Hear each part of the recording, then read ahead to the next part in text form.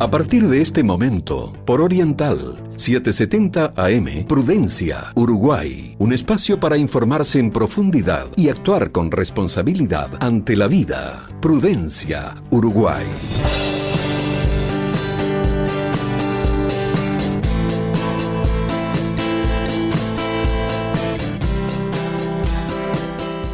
Muy buenos días, bienvenidos a una nueva entrega de Prudencia Uruguay en este sábado 8 de mayo, sábado que ya arrancó frío, arrancó con apenas 10 grados en este momento, 10 grados 9 décimas hay en este momento en la capital del país. Tenemos un programa muy interesante por delante, hoy nos acompaña la senadora del Partido Nacional, Carmen Aciaín. Pero si les parece, antes de comenzar con esta entrevista central, le recordamos a nuestra audiencia cómo comunicarse con nosotros a través de nuestras redes sociales.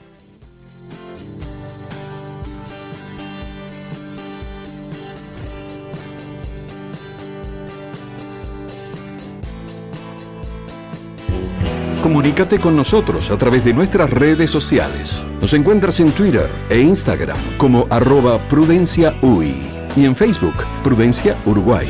También podrás encontrar todos nuestros contenidos en el sitio web www.prudenciauy.org.uy.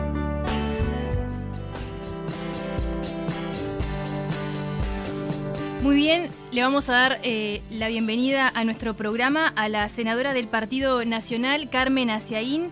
Ella es abogada, docente y política uruguaya, egresada en Derecho y Ciencias Sociales en la Universidad de la República, donde también tiene un doctorado en esa especialidad. Además es profesora de Derecho Constitucional, también en la Universidad de Montevideo. Fue miembro del Consorcio Latinoamericano de Libertad Religiosa, es miembro del Comité de Ética y actualmente se desempeña como senadora de la República por el Partido Nacional. Buenos días, senadora, gracias por acompañarnos. Buenos días, Roxana, y a todos un gusto. Bien, durante el desarrollo de este ciclo de Prudencia Uruguay, que inició hace unos meses, hemos contado con la opinión de distintos especialistas. Han pasado por aquí médicos paliativistas, psicólogos, expertos en bioética, abogados, integrantes de diferentes asociaciones. Y hasta ahora no habíamos tenido la oportunidad de hablar o de escuchar la opinión de un actor político, como en este caso un senador de la República, algo que para nosotros es muy provechoso.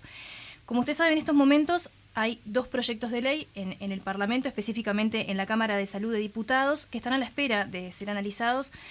Ambos proyectos sumamente importantes y de los que hasta el momento se ha hablado muy poco, tímidamente, quizás por algún medio se ha visto, ha sobrevolado de alguna manera el tema, quizás porque hace 2 años que estamos envueltos en este tema de la pandemia y eso no ha permitido que el tema tome relevancia en lo que se le llama la agenda pública. Sin embargo, tímidamente y todo, los 2 temas cuando sobrevuelan como muy cargados de desinformación, eso es lo que a priori aparece en el análisis de la información, y es por eso que muchos colectivos han pedido ser escuchados o tener voz y ser llamados inclusive a la Comisión de Salud de Diputados.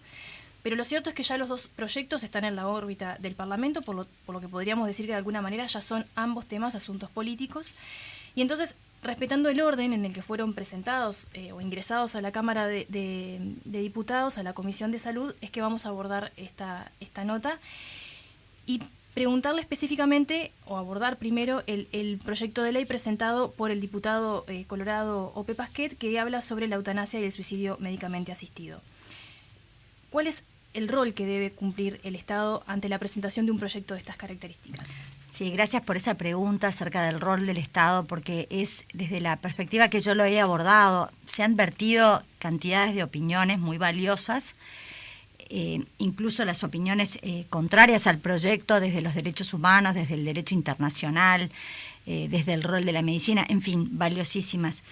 Y yo quise darle una perspectiva más desde la teoría del Estado, desde para qué está esta institución, para qué existe esta institución política organizada llamada Estado, es decir, la razón de ser. Y ahí, mirando este proyecto, porque, perdón que retomo un poquito, una cosa es mirar el proyecto presentado en sí sobre eutanasia y suicidio asistido, que tiene muchas falencias, esta propuesta concreta, y otra cosa es hablar filosóficamente de eutanasia y suicidio asistido. en todo caso después lo separamos. Pero bueno, respondiendo al rol del Estado, lo que encuentro es que con este planteamiento de una opción por la eutanasia y aún por el suicidio asistido, el Estado estaría abandonando ese rol que tiene asignado, que le da el motivo de su existencia, que es el de ser garante de los derechos, de las garantías, de las libertades de sus habitantes, del pleno goce y ejercicio de derechos que son inalienables, irrenunciables, inderogables. Estaría abandonando, además, una política pública que en el caso uruguayo ha sido seguida sin mirar el signo político que ha estado en el gobierno, que ha sido la política de prevención del suicidio. ¿A qué se está pidiendo? No solo que se olvide esa política de prevención del suicidio, porque tengamos presente que el proyecto habilita el suicidio asistido y el permiso al médico para dar muerte, no dice por qué medios, cualquiera sea la edad, siendo mayor de edad, no importa si es un joven que se considera que tiene unos sufrimientos tales que bueno, tiene esa propensión o esa decisión momentánea al suicidio.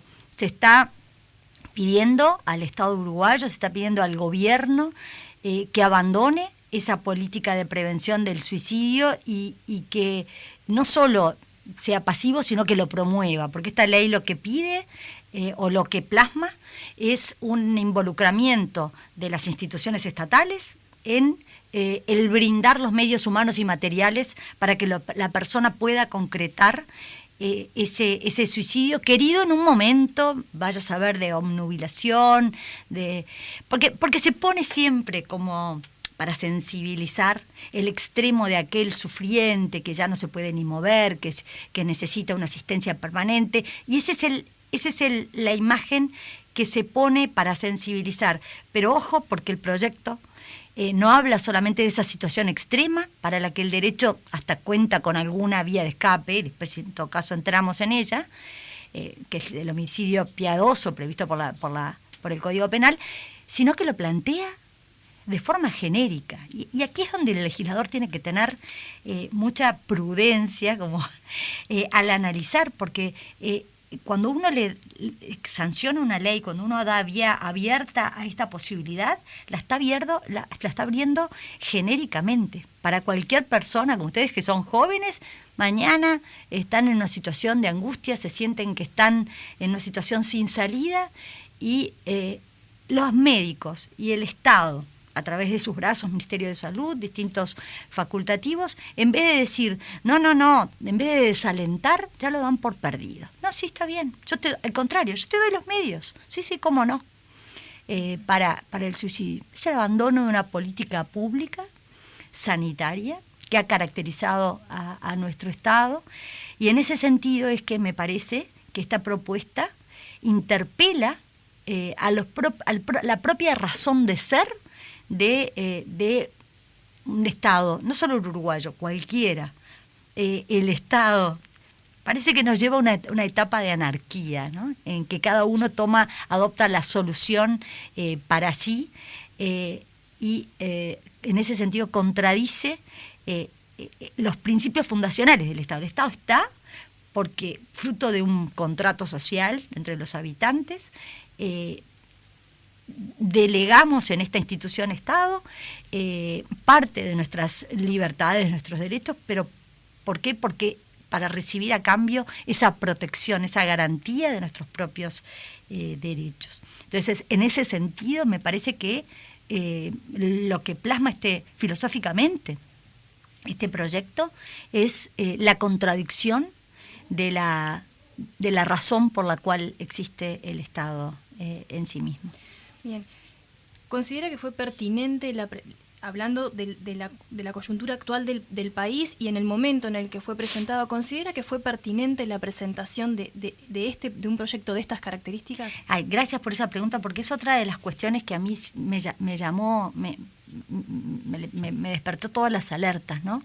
Estamos viviendo una pandemia mundial en la que ahora está afectando a más jóvenes, pero empezó afectando particularmente a las personas más vulnerables, a los ancianos.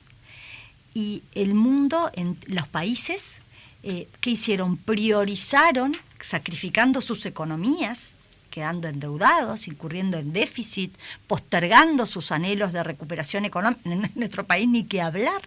Había todo un programa para empezar de a poco a salir de aquel déficit heredado de 5% de déficit. Todo ello quedó postergado. ¿Por qué? Para cuidar justamente a los más vulnerables. Y por eso es tan incomprensible en este contexto de pandemia que venga una iniciativa que plantea más muertes. En un país que tiene una baja tasa de natalidad, en un país que tiene un crecimiento poblacional estancado, el proyecto lo que viene a plantear es, bueno, promovamos más muertes. Ese es el resultado.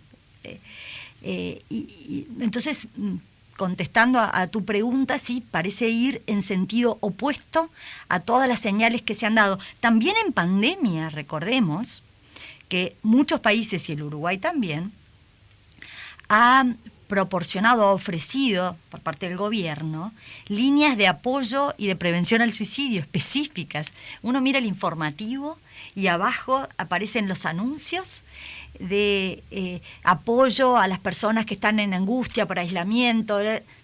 ¿Para qué es eso? Es para evitar esas situaciones, para venir a paliar, para venir a contener, que creo que es el rol del Estado, ayudar y cuidar por la salud y la integridad y la vida de sus habitantes. Todo eso habría que abandonarlo. Bien. Una de las críticas que ha tenido este proyecto es que en la exposición de motivos el diputado hace hincapié en una sola persona, en la historia de vida de una sola persona, una persona que inclusive fallece habiendo recibido cuidados paliativos. Entonces me surge la pregunta de ¿qué se tiene en cuenta a la hora que un legislador redacta un proyecto?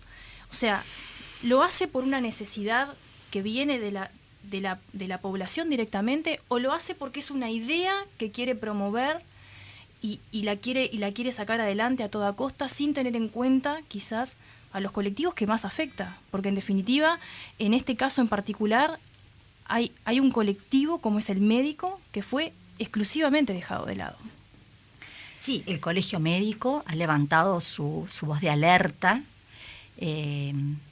contra este proyecto de ley, y de hecho hasta en la exposición de motivos está el hecho de que habría que derogar el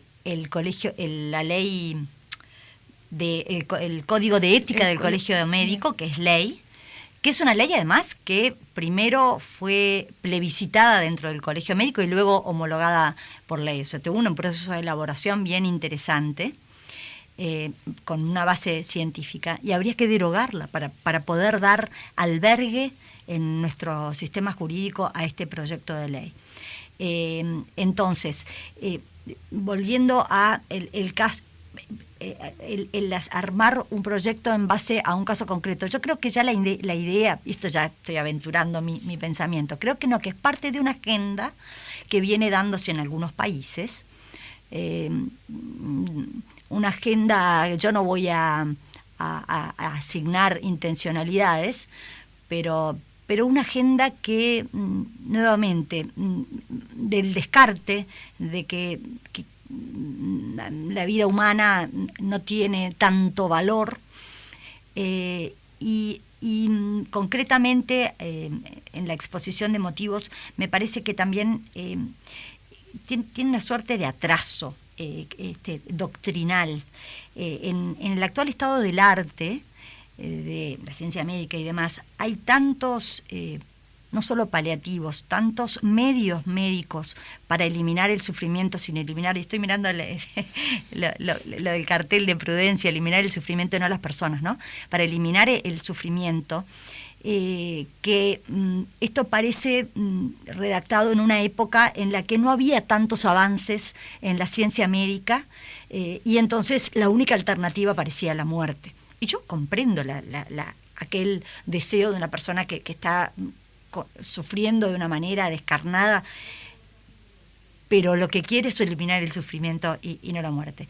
Entonces, volviendo a la persona que termina falleciendo, fue utilizada, yo decía, para sensibilizar, pero hasta había alguna contradicción. Yo vi una nota periodística en la que hasta lo ponían en vivo a esta persona, y la persona decía, no, ahora tengo que dejar la nota porque me van a hacer no sé qué tratamiento, pero estaba pidiendo la eutanasia. Entonces uno dice, pero ¿cómo? ¿Y por qué es descarnado? Pero es que esto es descarnado.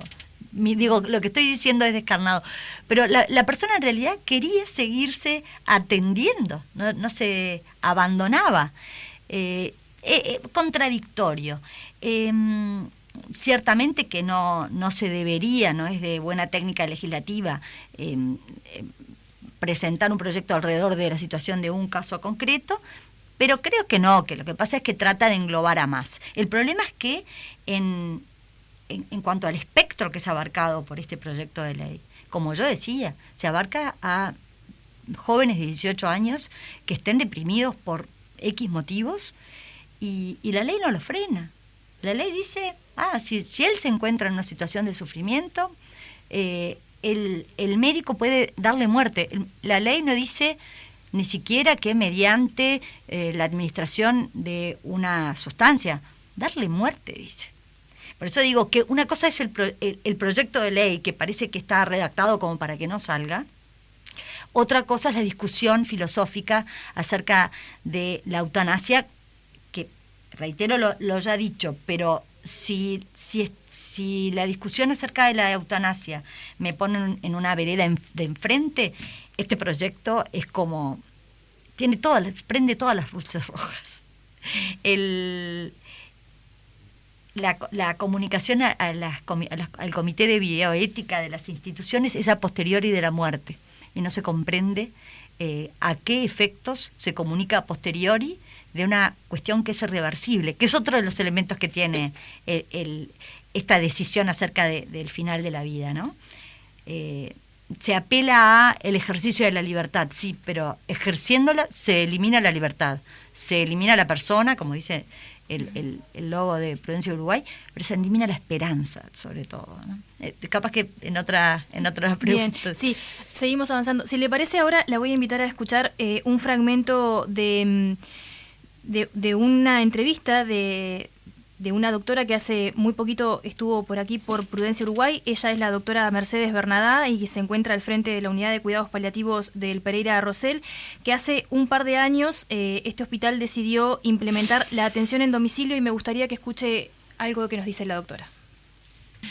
Pero también, y no menos importante, es el impacto que tiene para la institución del cual el niño es usuario. Nosotros en el año 2019 publicamos un trabajo en donde observamos el impacto de la inclusión de la visita domiciliaria en la atención integral del equipo de cuidados paliativos, y observamos que desde el momento que los primeros niños que ingresaron durante el primer año de trabajo empezaban a recibir la atención domiciliaria, habían disminuido significativamente el número de consultas en emergencia, a casi un tercio el número de hospitalizaciones, y a casi un cuarto la extensión de las hospitalizaciones. Y todo esto es porque, por ejemplo, si nosotros cuando tenemos un niño internado sabemos que en la semana siguiente el equipo lo puede ir a visitar a domicilio y le podemos brindar esa continuidad en la asistencia,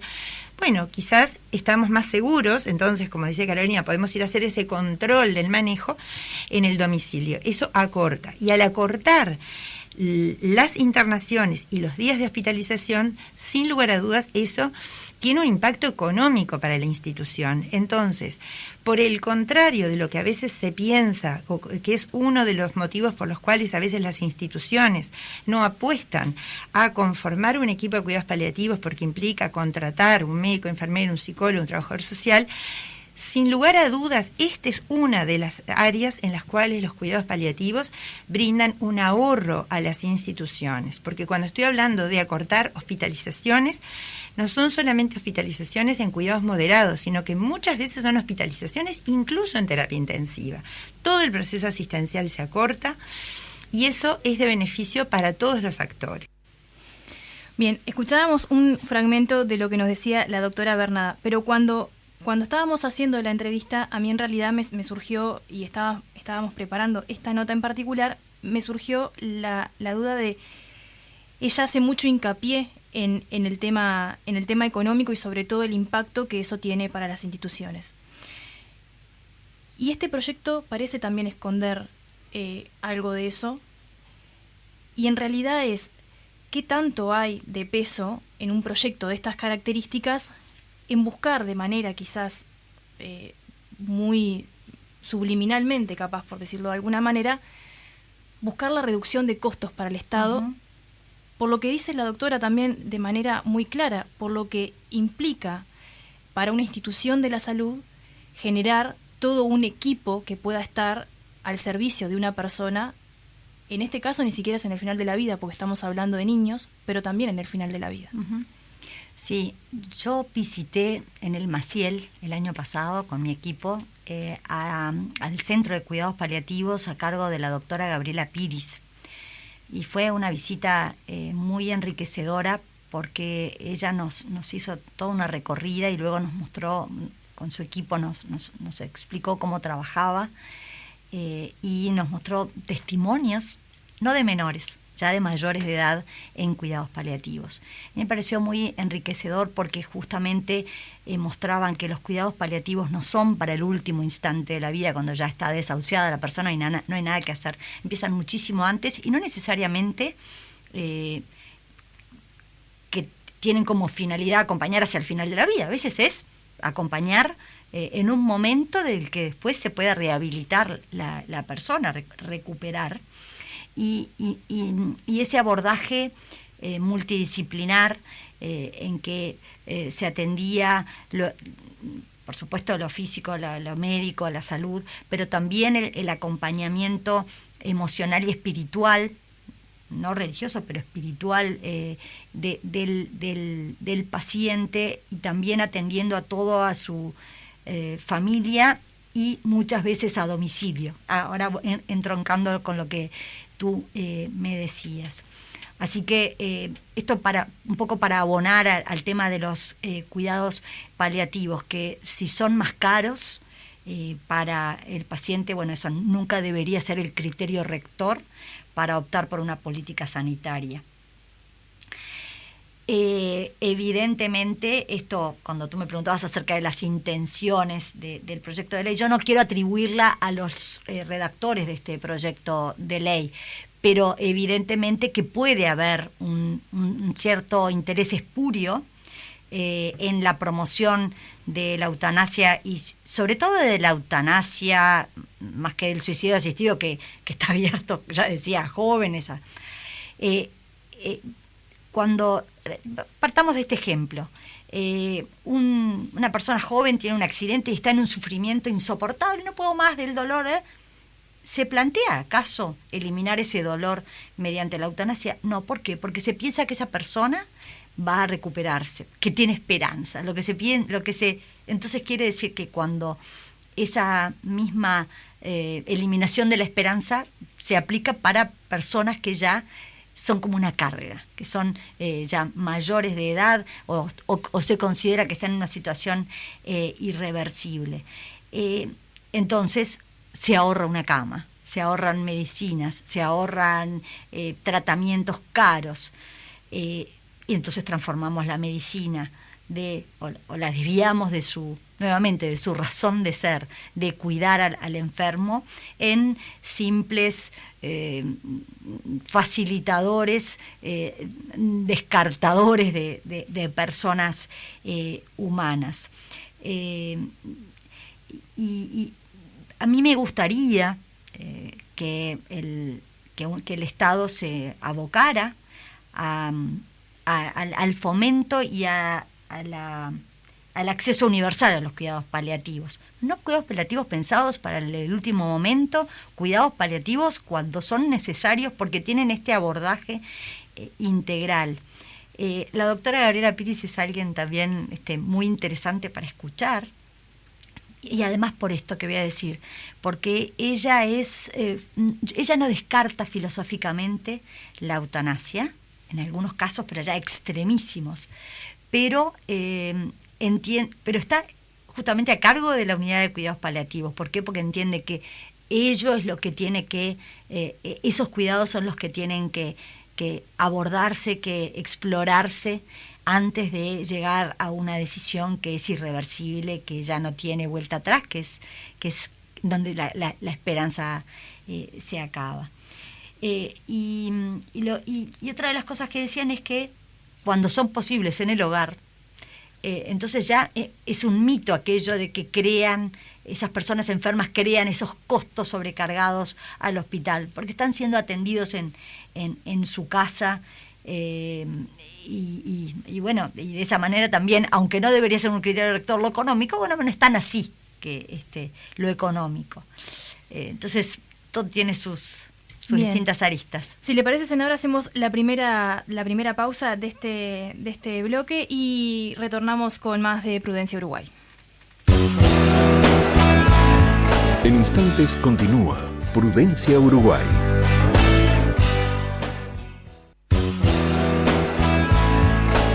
Continuamos ahora con Prudencia, porque un país que progresa humanamente elimina el sufrimiento y no a los que sufren.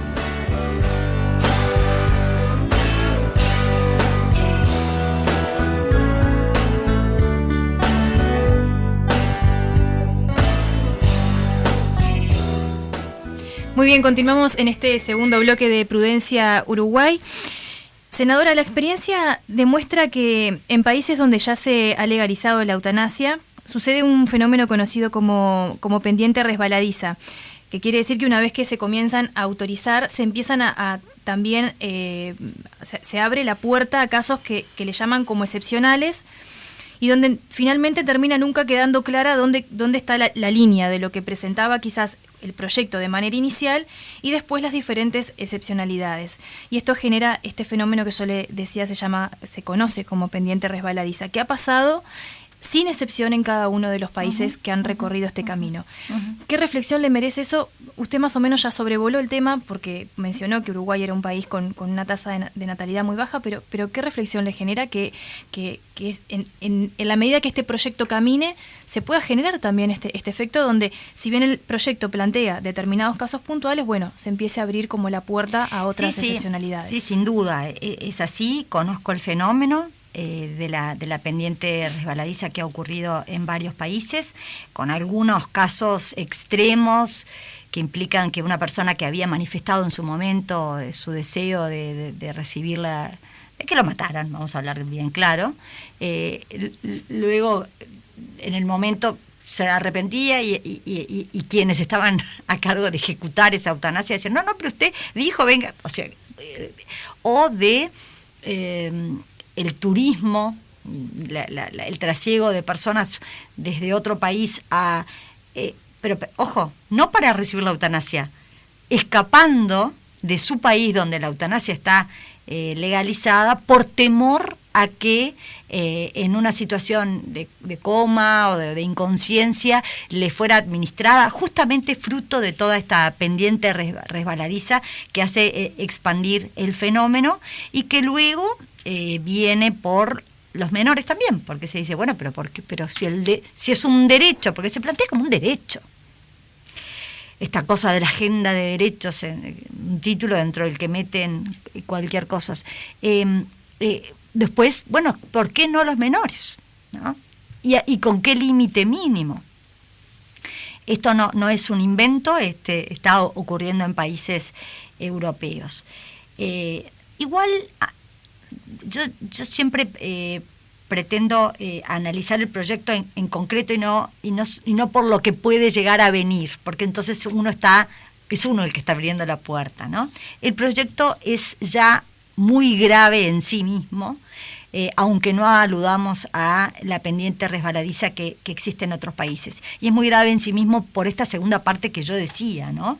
Esto de el auxilio al suicidio a mayores de 18 años, sin esgrimir causal y sin límite etario, y el medio para dar muerte no está especificado, o sea, puede ser cualquiera. Y perdonen que incurra en esta terminología, puede ser un marronazo en la cabeza, puede ser un disparo, porque no está restringido por el proyecto. Entonces, lo que no está restringido, si dice simplemente dar muerte, es por cualquier vía. Entonces, realmente, por eso digo que parecería que fue como una experiencia, a ver, un globo sonda, a ver cómo repercutía en la sociedad, y que no tenía un propósito de convertirse en ley. En nuestro país, como estos planteos parecen progresistas, parecen que dan cabida a la libertad de la persona, pues ha tenido una aceptación inusitada, pero también porque no se leyó. A veces pasa por eso, ¿no? Y entonces por eso se enarbola la bandera de la libertad, sin darse cuenta de que es la libertad la que está siendo eliminada también, porque se elimina a la persona y su libertad con ella. Entonces vaya argumento de la libertad de la persona cuando es la libertad la que es eliminada en el procedimiento. Bien, si le parece ahora, senadora, vamos a enfocarnos en el otro proyecto, que es el proyecto de cuidados paliativos específicamente, y para eso me gustaría compartir con usted unos minutos de un fragmento de una entrevista que también le realizamos aquí en Prudencia Uruguay a la doctora Adriana de la Valle, que ella se encuentra al frente de la unidad del programa de cuidados paliativos del Ministerio de Salud Pública. Vamos a escuchar lo que nos dice la doctora de la Valle. Y si bien dentro de América Latina somos uno de los países que tienen una mayor desarrollo en cuidados paliativos, falta muchísimo. En la última encuesta del año que fue presentada en febrero del 2020 por las autoridades anteriores, se nombraba que hay un 59% de cobertura en cuidados paliativos en Uruguay. Cuando llegamos hicimos una ampliación de la encuesta para poder saber un poco más concretamente cómo era ese 59%, cómo estaba compuesto. Y bueno, lo que vimos es que es muy dispar, que hay lugares en el ambiente público, sobre todo en Montevideo, donde hay un muy buen desarrollo de unidades verdaderas de cuidados paliativos, que quiere decir que está el médico, que está el psicólogo, que está el licenciado en enfermería, que está el auxiliar. Hay algunas que tienen voluntarios, como la unidad del Hospital Maciel, que es una unidad ejemplo en Uruguay. Y hay otros lugares dentro de lo público, pero también de lo privado, en el interior del país, que se mueven a impulsos individuales. Vos mañana te vas sos recibida de médica o de licenciada de enfermería o de psicóloga, podés hacer un curso de posgrado en cuidados paliativos y te tocó ir a trabajar a Cerro Chato. Y bueno, y haces lo que podés, con lo que podés, porque no tenés la infraestructura como para generar una unidad de cuidados paliativos. Muy bien, la doctora mencionaba una cifra que es que actualmente, según las últimas encuestas que han realizado, hay un 59% solamente de cobertura en cuidados paliativos. ¿Qué reflexión le merece esta cifra? Un gran debe del Estado, un gran debe. El Estado tiene un deber moral, pero además tiene un deber constitucional de cuidar la salud de sus habitantes, un mandato constitucional de cuidar la salud de sus habitantes. Los cuidados paliativos son parte de. Entonces siento vergüenza, si se puede decir, por este 59% en cuanto no llegó al 100% o a una cifra de más alcance. También confío por señales que se han dado ante la pandemia, justamente por parte del gobierno. No se ha dudado en incurrir en gastos, y no quiero llamarle gastos, en inversión en la salud de las personas, sin importar las consecuencias económicas. El déficit ha aumentado considerablemente y eso hasta se ha dicho mediante señales por parte del Ministerio de Economía que en ese sentido no se va a limitar los dineros, los recursos necesarios para atender las situaciones de salud, en esto de no dar un uruguayo por perdido. Entonces, en ese sentido, pasada la etapa el proyecto lo que trae, el proyecto de cuidados paliativos, en su propósito final es hacer posible el acceso universal. Está totalmente alineado con mi forma de ver y creo que además, insisto, es concreción de un deber que tiene el gobernante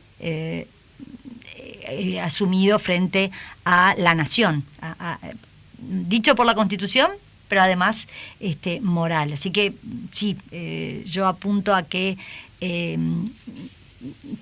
se concreta ese acceso universal, sobre todo yo conocía la inquietud de la doctora de la Valle en el interior, sobre todo, cuando no llega, que es tan lamentablemente frecuente, ¿verdad? Que nosotros tenemos macrocefalia, todo se concentra aquí en la capital y es tan necesario que llegue al interior. Así que es una inversión en la gente. Bien. ¿Qué temas... ¿Qué grandes temas? Y esto quizás ya es una pregunta como más general, pero ¿qué grandes temas considera, senadora, que a pesar de los gobiernos que han pasado por los distintos gobiernos, en materia de salud, cuáles han sido esos temas que han quedado como en el debe? Bien, gracias. Un tema es la especialización en las discapacidades intelectuales. Yo tenía mi hermana Down, murió hace un par de años, y tengo una agenda en común con la senadora Sanguinetti del Partido Colorado, que tiene una hija Down, y la senadora Lilian Quechichian del Frente Amplio tiene una nieta, un nieto, no me acuerdo. Firmamos un proyecto es redactado por la senadora Sanguinetti.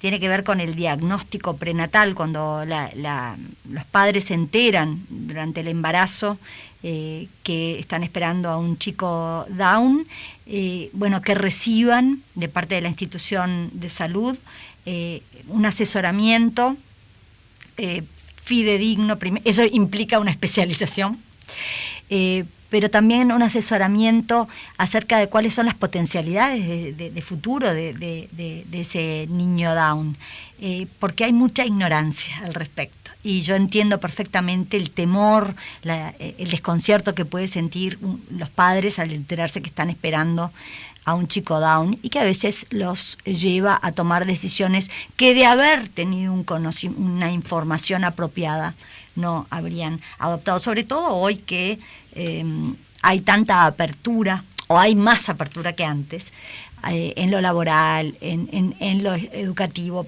en el fomento de la autosuficiencia, o una tendencia hacia la autosuficiencia de los chicos Down.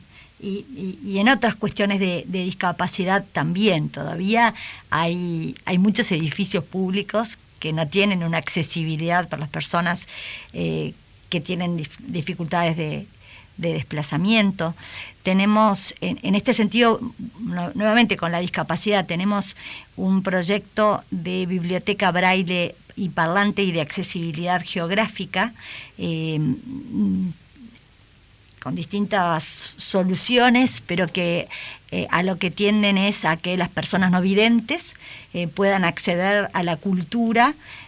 Puede ser online, puede ser in situ, mediante la posibilidad de escuchar o de leer en braille las obras. esto en temas de salud. Yo tengo también un proyecto que todavía no terminamos de redactar, que tiene que ver con el derecho, opción de los padres a dar sepultura a los nacidos muertos. En nuestro país, sí, el aborto espontáneo, hay distintas categorías según la etapa gestacional, pero básicamente le podemos llamar genéricamente mortinatos, aunque no sea la denominación precisa, pero el nacido muerto. En nuestro país, si no tiene más de 500 gramos o 20 semanas de gestación, no es posible la inhumación.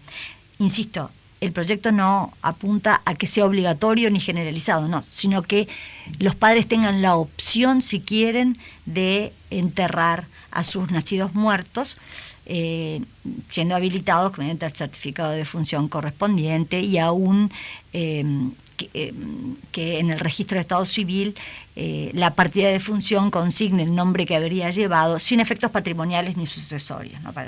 Es nada más que a los efectos de posibilitar la inhumación. Después, en materia de salud, tenemos un proyecto de donación cruzada de órganos, eso sí ya está en la comisión, está presentado.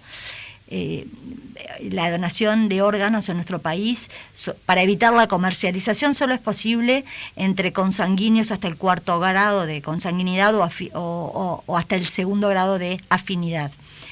Y bueno, hay casos en que alguien necesita un riñón y no hay ningún consanguíneo que sea compatible. Entonces el proyecto a lo que apunta es que si hay dos parejas que están en esa situación, dos parejas de donante y receptor que están en esta situación, se puedan cruzar entre ellos para hacer posible. Eso en materia de salud. Después tenemos, yo he presentado muchos proyectos. Bien. Capaz sobre el final nos pueda contar algún otro proyecto, porque bien, también es la idea conocer perfecto, un poco de la actividad como parlamentaria. Volviendo puntualmente a estos dos proyectos de los que estuvimos hablando durante toda esta hora del programa, ¿consideran algún momento que ambos proyectos podrían convivir? Bueno, espero que no. Espero que no. Nuevamente, yo apuesto por la vida, apuesto por la libertad se goza en vida, libertad en muerte. Y vea, si me permiten, una analogía más, porque ayuda a pensar, sobre todo a nosotros legisladores que tenemos que abordar estos temas con mucha prudencia. En aras de la libertad, yo puedo decir, entonces yo me someto a la esclavitud. Y el ordenamiento jurídico no lo permite. ¿Por qué? Porque considera un mal la esclavitud. Así que hasta la libertad tiene sus límites. Entonces, si pueden convivir, yo creo que de parte de los promotores de la eutanasia se pretende que convivan, porque sería como un balance, una compensación. No, mira que se aprueba la eutanasia, pero mira que también los cuidados paliativos, y para el último minuto están los cuidados paliativos, pero después viene la eutanasia. Son dos proyectos que tienen fines tan opuestos desde el punto de vista filosófico y como política de Estado. Uno que trata a la persona y le pone el término paliativo, es aquello que trata de aliviar el sufrimiento, de acompañar. Palio es aquella como techo que se lleva en las procesiones para cuidar a algo muy sagrado. Eso hacen los cuidados paliativos. Al enfermo lo rodean de toda la contención, la protección posible, por su dignidad, justamente, no lo descartan. Entonces tienen, me parece, propósitos o fundamentaciones filosóficas opuestas.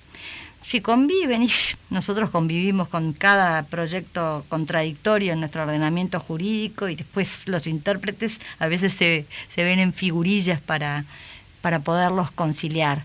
Encuentro que como contradictorios no deberían convivir, pero a veces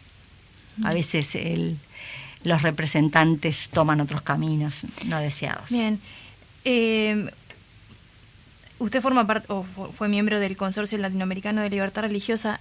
Y también estos proyectos a veces tienden a caer como en tintes donde dicen, bueno, no, pero lo que pasa que esto es porque los católicos quieren los cuidados paliativos y los que no son católicos quieren la eutanasia.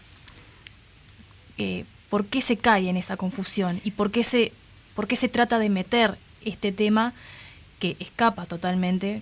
Porque tiene muchas aristas, como usted decía, se puede abordar desde diferentes tipos, pero ¿por qué cae en eso? Primero, en este país ocurre algo que en otros países no ocurre, que es la desacreditación del discurso de procedencia religiosa porque tiene esa procedencia religiosa, cosa que no ocurre cuando el discurso tiene una procedencia de otras organizaciones como la masonería, ahí no pasa nada, si bien, o de un ateísmo militante, ahí no pasa nada, no se desacredita el discurso nada más que por su procedencia, aquí sí.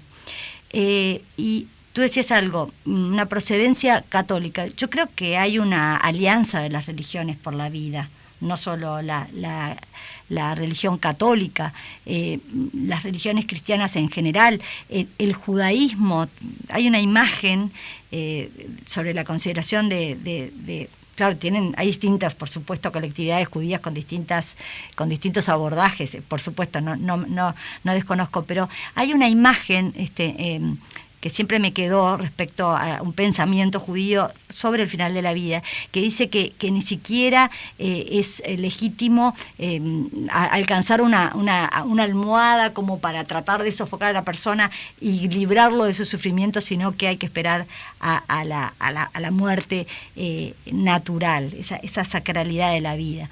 Y en otras tradiciones religiosas también.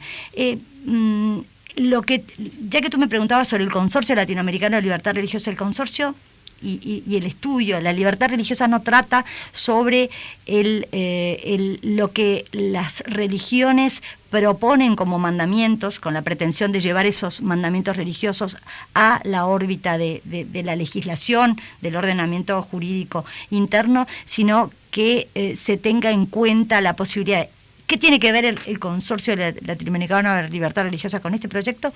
En algo muy específico, que sería la situación en la que el médico o la institución se encontrara en la obligación de cumplir con lo que establece la ley, de dar muerte a alguien. Y ahí habría un problema de objeción de conciencia o de ideario institucional, si es la institución. Porque ¿esto qué pasa? Esto, si se plasma en ley, esto va a implicar que va a ser parte de las prestaciones sanitarias del Sistema Nacional Integrado de Salud. Va a ser una obligación para todas las instituciones. Estamos hablando de Círculo Católico, estamos hablando de Hospital Evangélico y todas las instituciones privadas que integran el Sistema Nacional Integrado de Salud. Y el médico, por supuesto, que puede ser objetor de conciencia, pero algún médico lo va a tener que proveer. Si esto se transforma en ley. Porque es obligatorio, pues está establecido como un derecho. Entonces, en ese sentido viene estas consideraciones acerca de la libertad de conciencia y religión, haciendo ver que es un derecho humano universal y reconocido por los tratados internacionales de derechos humanos, el conducirse en la vida profesional de conformidad con las opciones de conciencia y rechazar una obligación, aunque sea de fuente legal, que contradiga aquella toma de conciencia. Bien, senadora, ya prácticamente en los minutos finales me gustaría retomar esto que estábamos hablando de los proyectos quizás personales. Uruguay va muy bien encaminado en todo lo que es la campaña de vacunación. Las autoridades del Ministerio han hablado de que esperan que para quizás finales de junio hayamos alcanzado porcentajes elevados, por lo que podamos de a poco ir retomando lo que conocíamos como normalidad. En ese marco, obviamente, también todo el sistema político va a volver a las comisiones y a trabajar quizás de manera normal y no como ahora, que están con un trabajo bastante escalonado. De hecho, sí, las comisiones están sesionando algunas semanas sí, algunas semanas no. ¿En qué le gustaría a la senadora Carmen Aciaín enfocarse una vez que esto retome o se vuelva de a poco a la normalidad? Bien, estamos trabajando en este momento en un proyecto que también es nuestro, que se retoma de un proyecto que había presentado el entonces senador Luis Lacalle Pou, que es de corresponsabilidad en la crianza. Ante la separación de los padres, en lugar de que ocurra lo que ocurre tradicionalmente, que es en ausencia de acuerdo, que la tenencia sea asignada siempre a la madre y el padre tiene las visitas, los paseos, lo festivo, no, involucrar más al padre para alivianar también la carga de la madre y también pensando en el interés superior del menor. Lo óptimo para el menor es que continúe una cotidianeidad con ambos padres. Entonces, que el juez al momento de determinar el régimen de visitas, tenencia, guarda, etcétera, tenga presente este principio de corresponsabilidad en la crianza que viene de la Convención de Derechos del Niño y reparta de forma equilibrada esas tareas, pensando en las tres puntas, ¿no? El menor en primer lugar y la responsabilidad de ambos padres en segundo lugar. Ese es un proyecto en el que estamos trabajando. Y luego otro que ya mencioné en el fondo, que es sobre libertad de conciencia e ideario institucional. Nosotros tenemos un artículo de la Constitución, el artículo 54, que establece que la ley ha de reconocer a todo aquel que se hallare en una relación de trabajo o servicio como obrero o empleado la independencia de su conciencia moral y cívica. La ley ha de reconocer ese mandato del constituyente nunca se cumplió. Y este proyecto de libertad de conciencia que trae un recurso de habeas conciencia, así como existe el habeas corpus, habeas conciencia, viene a dar respuesta reglamentando esta independencia de la conciencia moral y cívica. Muy bien. A la senadora Carmen Aciaín le agradecemos por estos minutos con nosotros compartidos en este programa de Prudencia Uruguay. Nosotros le agradecemos a Óscar Romero la puesta en el aire en el día de hoy y nos reencontramos el próximo sábado aquí por Oriental. Chau, chau. Hasta aquí Prudencia Uruguay, un espacio para informarse en profundidad y actuar con responsabilidad ante la vida. Prudencia Uruguay, por Oriental 770 AM.